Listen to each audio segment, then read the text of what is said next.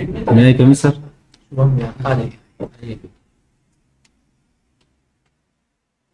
Good evening sir. बैठिए। Jay Kumar ji. Thank you sir. तो जय कुमार जी हैं आप? जी सर।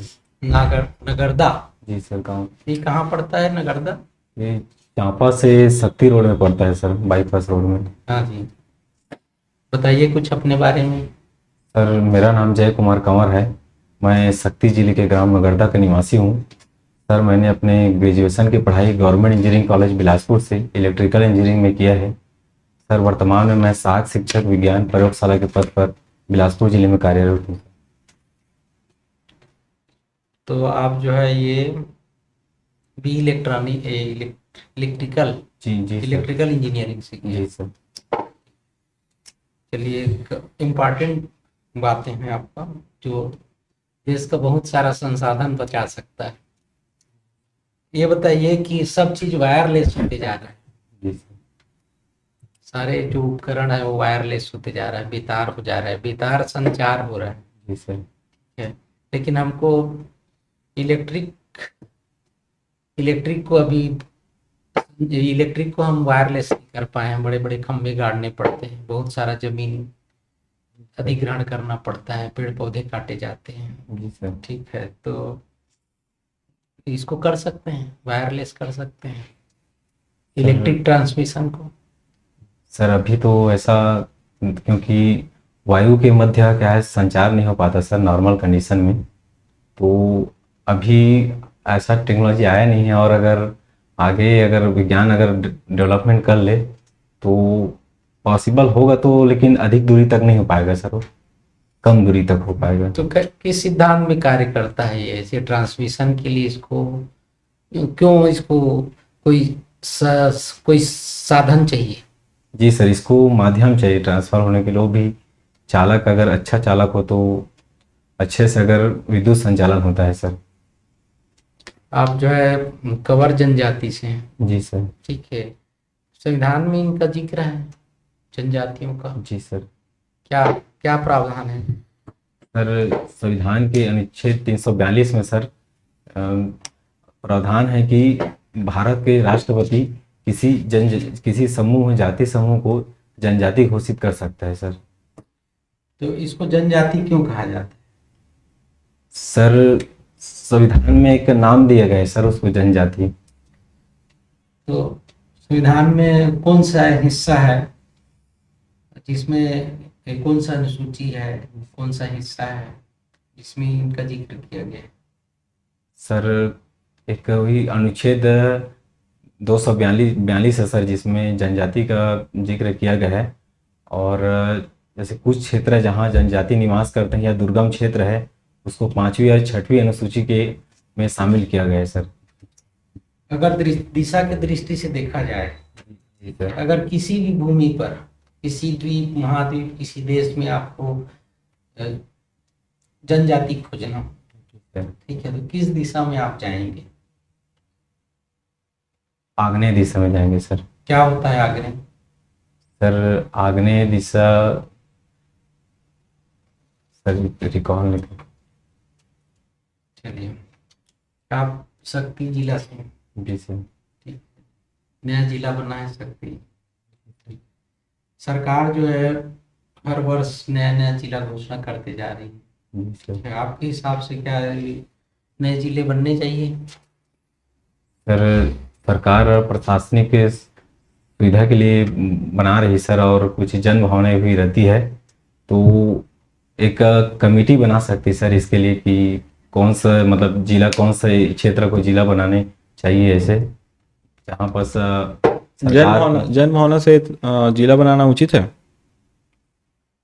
सर 100% उचित नहीं है सर, लेकिन कितना % उचित है? सर उसको, नहीं, आपने कहा 100% उचित नहीं है, तो कुछ % तो उचित होगा। जी कितना सर। % उचित है? सर वैसे इसको परसेंटेज में नहीं बता सकते तो सर। बताइए। और नवीन तहसील बनाना उचित है? सर नवीन तहसील कितना है अभी तहसील, कितना है बताओ, आंकड़े तो बड़े होंगे। जी सर। कितना है? अभी सर- हाल ही में घोषित हुआ है, बताइए। 250 है सर। तो 150 से 250, जी सर। इतना ज़्यादा वेरिएशन, इतना संसाधन है हमारे पास। सर संसाधन तो नहीं है सर, लेकिन अगर अगर तहसील बन गए और वहाँ के जो तहसील से कमाई होगा सर, और जो राजस्व लॉस नहीं होगा तो उससे कमाई तो सर। कोई भी तहसील रहे, राजस्व तो वसूली होता ही है। जी सर। केवल राजस्व वसूली के लिए होता है तहसील। तो आप ये बताइए कि जिले निर्माण का आधार क्या होता है, क्या होना चाहिए? सर एक तो प्रशासनिक की दूरी होना चाहिए सर, प्रशासन के मतलब जिला का केंद्र और उसका दूरस्थ एरिया है उससे दूरी होना चाहिए सर। और जनसंख्या को ले सकते हैं सर, पॉपुलेशन का। जिला निर्माण का सीमांकन कैसे होता है, किस आधार पर सीमांकित किया जाता है कि यहाँ से यहाँ तक जिला बनाना चाहिए, क्या आधार रहे हैं? सर डीप में तो नहीं मालूम, लेकिन कोशिश करता हूँ सर हाँ जी बोलिए। कि जैसे जितने विकास खंड को शामिल करना है, तो जितने मुख्यालय से दूर विकास खंड है उनको दिया जाता है सर। आपका इसमें ये पर्यटन लिखा है, आपका पर्यटन में काफी आपको शौक है। जी सर, पर्यटन करता हूँ। तो आप अभी जो गवर्नमेंट है, रनिंग गवर्नमेंट, जी सर। इसके जो मेन इम्पोर्टेंट अभी जो पर्यटन में फोकस है वो कौन सा नया पर्यटन का अभी छत्तीसगढ़ गवर्नमेंट के द्वारा किया जा रहा सर अभी राम पथ वो वन गमन स्टार्ट किया गया है सर, जिसमें से छत्तीसगढ़ में राम के जो पद चिन्ह है या उनके द्वारा यात्राएं की गई थी वनवास काल में, उनको सहेजा जा रहा है सर। उनको एक है? अभी पर्यटन मंत्री कौन है अपने छत्तीसगढ़? श्री ताम्रध्वज साहू जी से है। अभी इसके अलावा राम वन गमन पथ के अलावा और कोई आपको ऐसा विशेष पर्यटन का कोई ऐसा नहीं दिखता? और है सर वो ट्राइबल सर्किट स्थापना किया गया है, जिसमें से अनेक जगहों में रिसोर्ट बनाए गए हैं सर। अभी आप लिमतरी में पोस्टेड है, जी सर। तो आप क्या टारगेट है आपके, किस पद पे जाना चाहते हैं? आप तो ऑलरेडी हैं, गवर्नमेंट जॉब में ही है, जी सर। तो आप और अपग्रेड होके क्यों इसमें सेटिस्फाई नहीं है? सर सेटिस्फाइड हूँ सर, मगर इसमें जैसे अगर स्कूल फील्ड में है सर, मेरा जॉब स्कूल लाइन में है, तो एक ही क्षेत्र हो जाएगा सर। और अगर नहीं तो आप इसमें विज्ञान वगैरह में हैं, तो इसमें आप और क्या अपग्रेड करना चाहते हैं, जिससे आपको लगता है कि मैं स्टेट गवर्नमेंट के हायर पोस्ट पे जाऊंगा? जी सर। तो आपकी ऐसी कौन सी क्वालिटी जिसके वजह से गवर्नमेंट को फायदा होगा, या देश को फायदा होगा, या क्षेत्र को फायदा होगा? जैसे सर कई समय आपदाएं आती है सर, तो वो भी कहीं ना कहीं पर्यावरण से और विज्ञान से रिलेटेड होती है, या तो उसमें आपकी नहीं। कौन सी स्पेशलिटी है या महारत है जिसकी वजह से तो सरकार को और क्षेत्र को फायदा? सर छत्तीसगढ़ के 5 कैबिनेट मिनिस्टर का नाम बताओ। सर प्रथम है तो अपना ताम्रध्वज साहू जी, दूसरा टी.एस. सिंहदेव जी, और तीसरा मोहम्मद अकबर जी, चौथा श्री कवासी लगमा जी, पांचवा में अनिला भेड़िया जी। अभी जितनी योजनाएं चल रही हैं छत्तीसगढ़ की, जी उससे व्यक्तिगत आप बताइए, आपको और आपके परिवार को शासन की किस योजना से डायरेक्ट लाभ हुआ? सर प्रथम है राजीव गांधी किसान न्याय योजना से सर। क्या लाभ हुआ? उससे हमारे जो मतलब जितने क्षेत्र में धान बेचते हैं, जो रकबा है उससे 9,000 रुपये अनुदान राशि मिलता है सर। बस एक ही फायदा हुआ।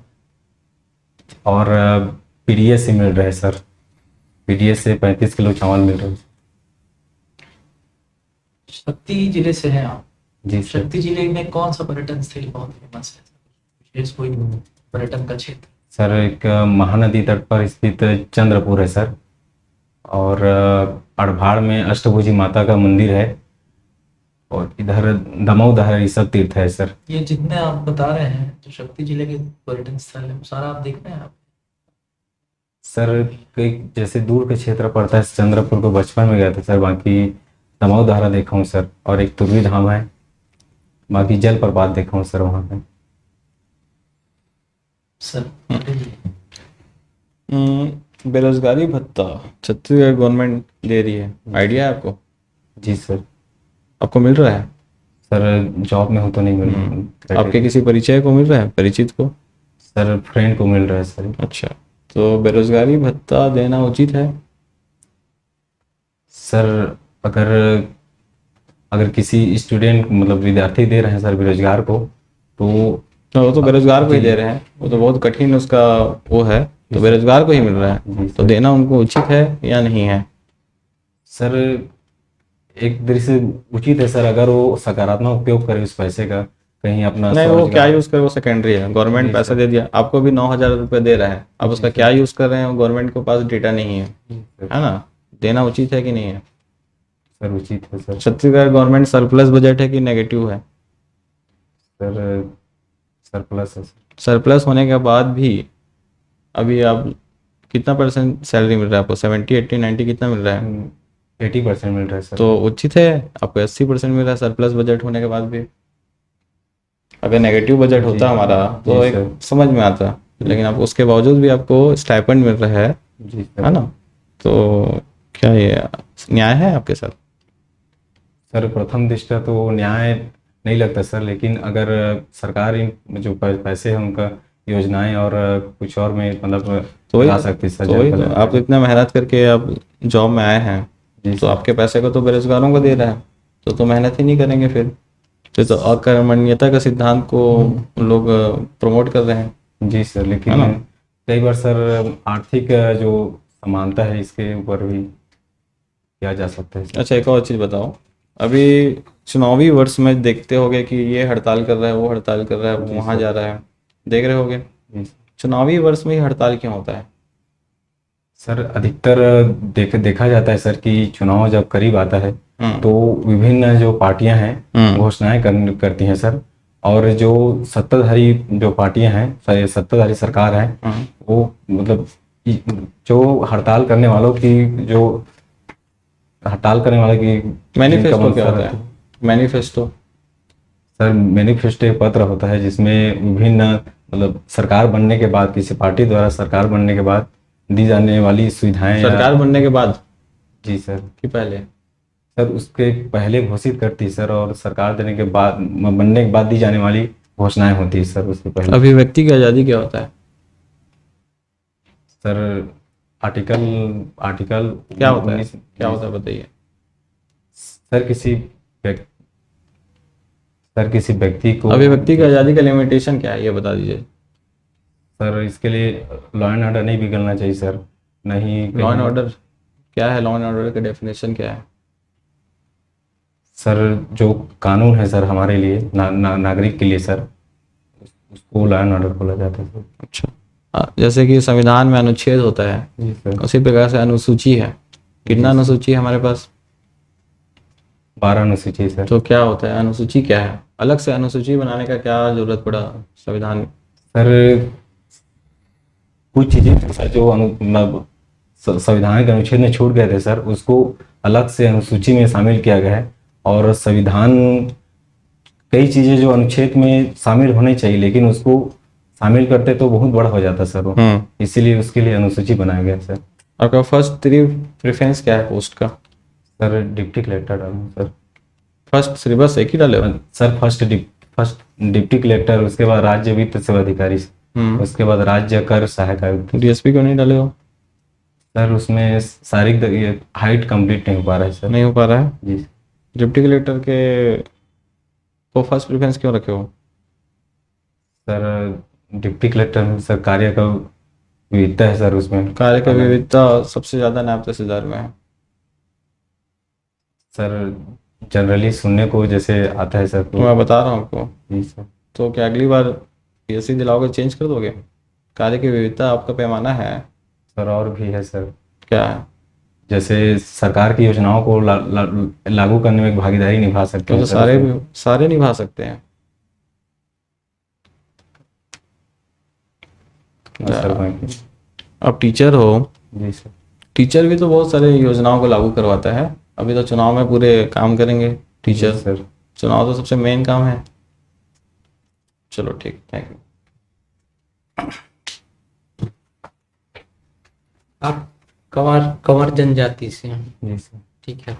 आपको अगर आदिवासियों की मंत्री बना दिया जाए जी सर। तो कौन कौन सी मुख्य बातें हैं जिस पर आप ध्यान देंगे, और कुछ व्यवहारिक चीजें बताइए जो उस क्षेत्र में आपको हमारे कुछ समस्या दिखता है उसका समाधान करेंगे। जी सर, सबसे पहले तो उनको अपने अधिकारों के बारे में पता नहीं रहता सर। तो जैसे अभी छत्तीसगढ़ सरकार महतारी न्याय योजना चला रही है, या जिससे महिलाओं को शिक्षित किया जा रहा है, वैसे उनको अधिकारों के लिए शिक्षित करने के लिए कुछ कर सकते हैं सर। और सर एक शिक्षा के लिए तो कार्य कर ही रही है सर। सर और जो उनके वनोपज हैं उनको भी मतलब उचित मूल्य दिया जा रहा है सर। लगभग सभी मतलब चल ही रहे हैं सर यहाँ। अपने क्षेत्र में ऐसे लोग हैं जो पढ़े लिखे नहीं हैं, जी सर। ठीक है, उनको आप एक प्रकार से स्वावलंबी बनाने के लिए क्या काम करेंगे? सर उनके सर सबसे पहले तो एक प्रशिक्षण होता है, लेकिन अगर पढ़े लिखे नहीं है तो उनके योग्यता के हिसाब से उनको आगे सब मतलब साधन दिला सकते हैं सर। जो पढ़े लिखे नहीं है उनको कैसे प्रशिक्षित करेंगे? सर सर जैसे पहले चलाया जाता था सर, जो पढ़े लिखे नहीं, प्रौढ़ शिक्षा सर, प्रौढ़ शिक्षा करके थोड़ा सा शिक्षित किया जा सकता था सर। उसके बाद फिर उनको प्रशिक्षण दे सकते हैं सर। पत्थलगढ़ी आंदोलन के बारे में सुन? जी सर, सुना था सर। हाँ, क्या है बताइए पत्थलगढ़ी। सर उसका एग्जैक्ट वो नहीं है सर। फिर आपने सुना है कि ये आप देखिएगा खासकर आदिवासी क्षेत्र में खनिज संसाधन से भरपूर है, जी सर। ठीक है, लेकिन ऊपर गरीबी है, जी सर। ऐसा क्यों? सर एक तो उनको मुआवजा दिया जाता था सर, जब उनके अगर क्षेत्र में अगर खनिज मिलता है तो उसके बाद क्या है, उनके जो फैमिली का जो और रोजगार रहता है, जो वनोपज से आधारित रहता है गांव में, उनका छूट जाता है सर। किसी एक को रोजगार मिलता है, और जो मुआवजा भी मिला रहता है वो पैसा है सर, एक बार मतलब खत्म हो जाता है एक समय के बाद। सरकार जो भी कर पा रही है आदिवासी क्षेत्रों में, जी क्या आप उससे संतुष्ट हैं? सर, संतुष्ट हूँ सर।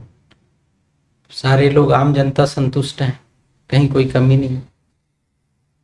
सर जैसे मैं शक्ति क्षेत्र से आता हूँ सर, तो इधर संतुष्ट है सर। और मैक्सिमम जैसे ट्राइबल बेल्ट बोला जाता है सरगुजा और बस्तर में, तो वहाँ भी आंकड़े संतुष्टिजनक बनाते हैं सर कई बार।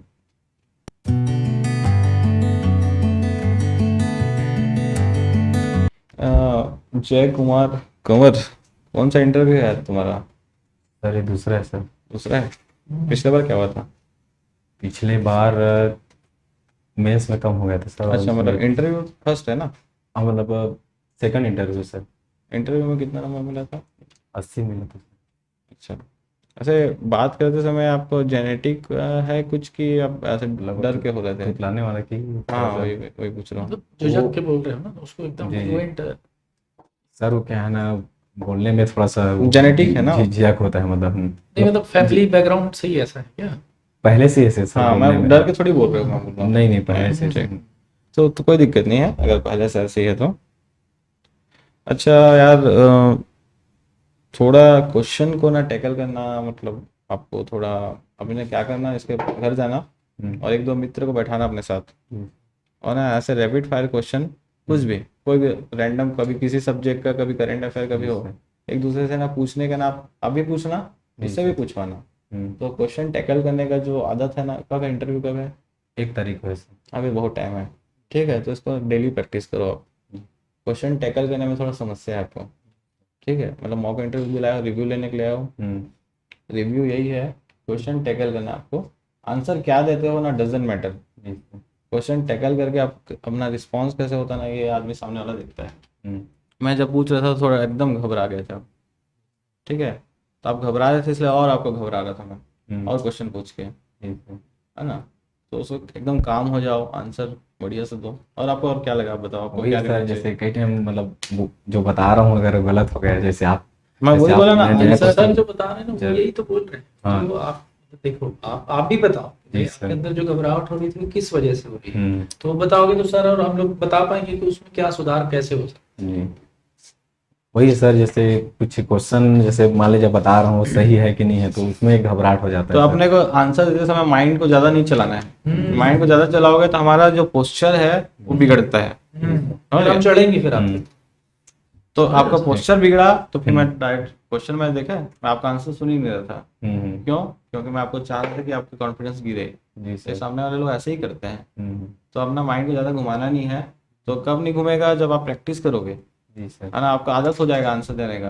तो बढ़िया सेकंड इंटरव्यू है यार तुम्हारा, तो मतलब अपना स्थिति को बेहतर कर सकते हो, जानते हो वहाँ का क्या इन्वायरमेंट रहता है। वही सर, थोड़ा बोलने का ना क्या है, निकल नहीं पाता कोई है इसमें, दिक्कत नहीं ऐसा है, कोई दिक्कत नहीं नहीं है। सर जो बता रहे हैं वो हाँ, आपके अच्छे के लिए बोल रहे हैं। हाँ, कोई दिक्कत नहीं। आप घर में बढ़िया बैठ के आपस में करना, मैं भी वैसे ही करता था। जी। बैठ के हम लोग एक दूसरे से इंटरव्यू लेते थे और इतना इंटरव्यू दे लो कि एकदम हैबिट में आ जाए आपके, है ना, फिर ये सब एकदम नॉर्मल लगे। हाँ, हंसते खेलते है क्या, ये करो, 1 तारीख बहुत समय है, जी सर। ठीक है, और कुछ समस्या होगा तो बताना। कॉन्फिडेंस रखो, confidence, सर जो बता रहे हैं वो ठीक है ना। अच्छा, एक और दो चीज चेंज कर लेना आप, जैसे कि जो आप सॉक्स पहने हो ना, जी सर। प्लेन वाला सॉक्स पहनो। जी सर, मतलब वो इसका- एडिडास टाइप ऐसा दिखना हाँ। नहीं चाहिए, हाँ, विजिबल, जी। प्लेन रहे।